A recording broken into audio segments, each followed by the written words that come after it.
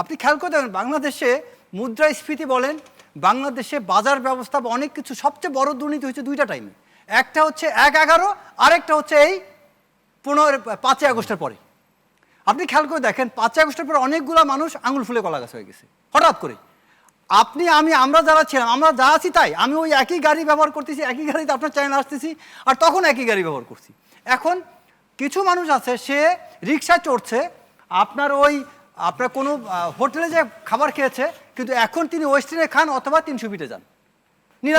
দৃশ্যমান, হ্যাঁ দৃশ্যমান, পুরো বাংলাদেশের মানুষ দেখছে হঠাৎ করে অনেকের বিষয়। আবার ১/১১ পরে যেটা হয়েছিল, ১/১১ পরে আপনি খেয়াল করে দেখবেন বাংলাদেশ হঠাৎ করে রিয়েল এস্টেট সেক্টরে ফ্ল্যাটের দাম বেড়ে গেল। আমার পরিষ্কার মনে আছে ১/১১ আগে ফ্ল্যাটের দাম এত ছিল না। কেন হয়েছিল? কারণ কি, কাঁচা টাকাটা ধুম করে সবার হাতে চলে আসছে।